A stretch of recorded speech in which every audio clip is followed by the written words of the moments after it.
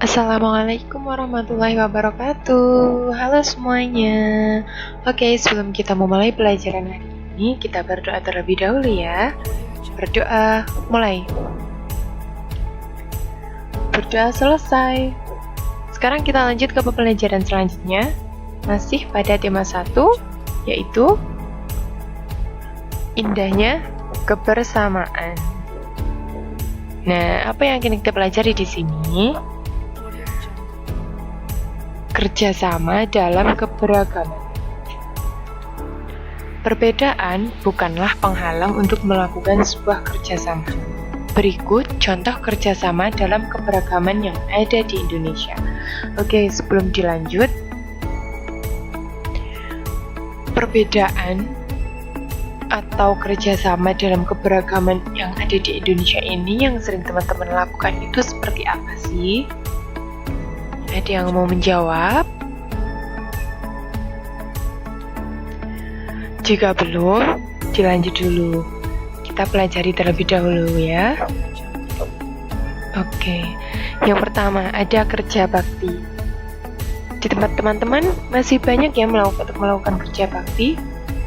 Jadi kerja bakti itu merupakan sebuah kegiatan yang dilakukan bersama-sama. Misalnya membersihkan lingkungan. Biasanya itu dilakukan menjelang hari-hari besar atau gotong royong seperti itu ya. Kemudian ada festival budaya, acara yang menampilkan kebudayaan dari seluruh provinsi di Indonesia. Masyarakat dari beragam suku bekerja sama menampilkan kebudayaan yang dimilikinya. Misalkan, festival budaya yang menampilkan budaya Betawi, budaya Jawa, dan budaya Bali. Budaya Betawi itu budaya apa saja? Ondel-ondel, seperti itu contohnya. Kemudian budaya Jawa, tari topeng, dan lain sebagainya. Kemudian kalau Bali, ada apa? Ya, ada tari-tarian Bali atau seperti tari-tari barong gitu ya. Selanjutnya, festival makanan tradisional. Jadi di Indonesia itu tempatnya atau surganya kuliner tradisional. Jadi setiap tempat itu punya makanan khas tradisionalnya sendiri-sendiri. Ya misalkan kalau di Wonosobo sendiri itu makanan tradisionalnya itu ada tempe goreng atau menduan yang biasa disebut dengan tempe gemul, yang biasa dimakan dengan ongklok seperti itu. Kemudian di tempat-tempat lain juga memiliki makanan khas tradisional sendiri-sendiri. Makanan tradisional merupakan acara yang menampilkan berbagai makanan khas Indonesia. Para penjual bekerja sama untuk menyajikan berbagai makanan khas dari daerahnya masing-masing. Misalkan dari Gunung Kidul, itu ada nasi tiwul gitu ya. Contoh festival makanan tradisional yang ada di Indonesia adalah Festival Kampung Bulu. Ini makanan tradisional Jakarta dan juga makanan khas Nusantara lainnya. Oke, selanjutnya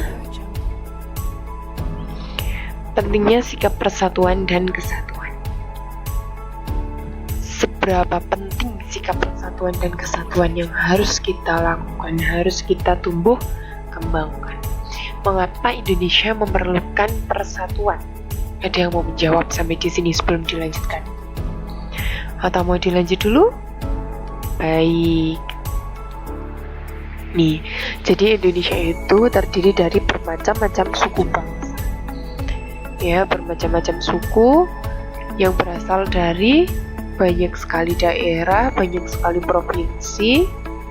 Bahkan di setiap provinsi, di setiap daerah itu memiliki ciri khasnya sendiri-sendiri, baik makanan, pakaian adat, budayanya. Iya. Ada pepatah yang mengatakan bersatu kita teguh, bercerai kita runtuh. Pepatah tersebut sesuai diterapkan pada bangsa yang memiliki keberagaman seperti Indonesia ini. Bangsa Indonesia memiliki keragaman suku, bangsa, bahasa, sosial, dan budaya. Bahkan di satu kelurahan saja misalkan, bahasanya itu sudah sangat beragam. karena satu kelurahan kan terdiri dari beberapa desa gitu ya.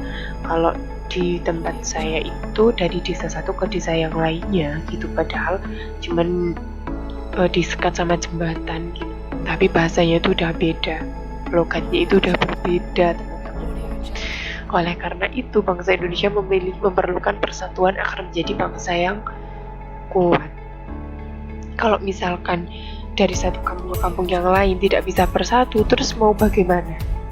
Kalau misalkan, apalagi sebagai manusia itu kan makhluk sosial, dimana membutuhkan manusia yang lain gitu, kita tidak bisa hidup sendiri kan. Selanjutnya, sebagai rakyat Indonesia, kita harus menunjukkan sikap menjaga persatuan dan kesatuan bangsa sebagai berikut. Menghormati teman yang beribadah, karena di Indonesia sangat bermacam-macam sekali keyakinan. Ada yang beragama Islam, ada yang beragama Nasrani, beragama Konghucu gitu ya. Selanjutnya, masih ada Hindu, masih ada Buddha.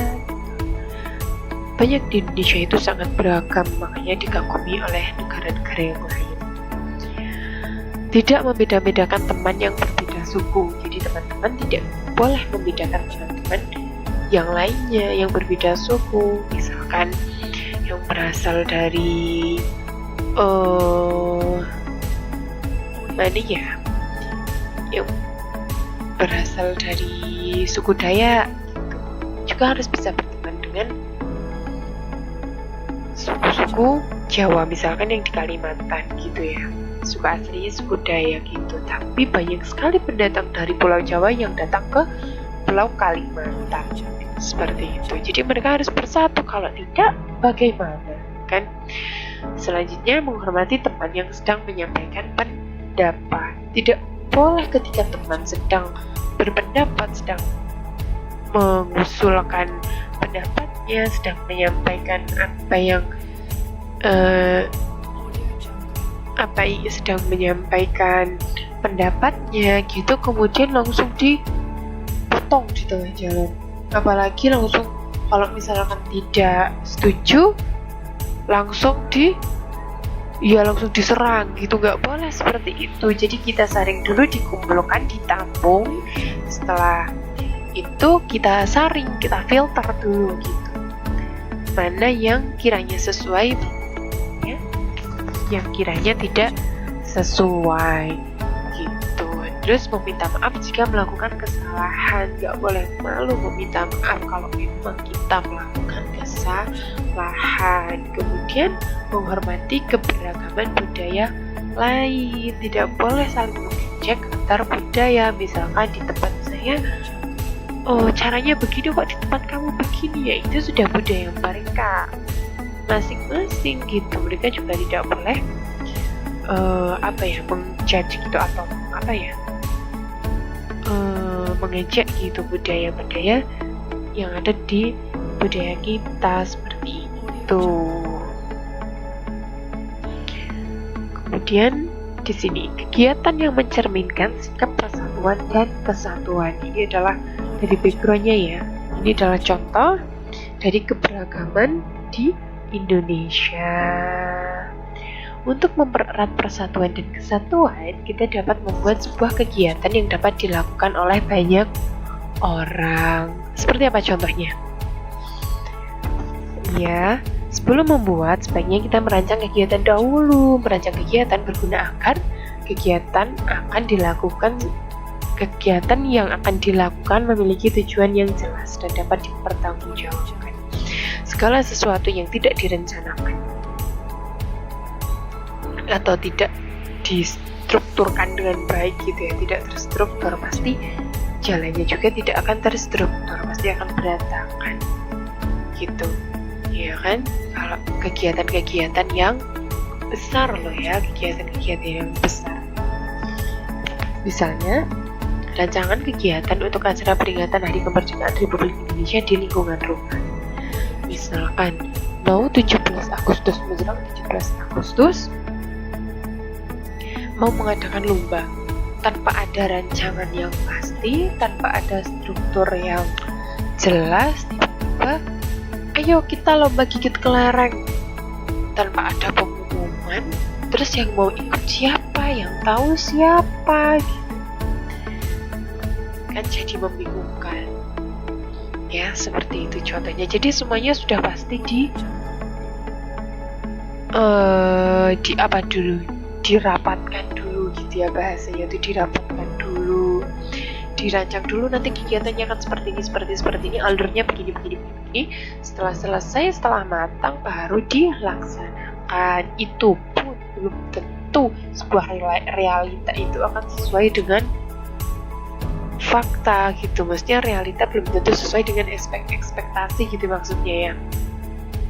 Belum tentu kenyataan di lapangan yang terjadi itu akan sesuai dengan apa yang kita rencanakan. Pasti akan ada aja yang berbeda atau meleset atau di luar dugaan gitu malahan. Seperti itu. Oke?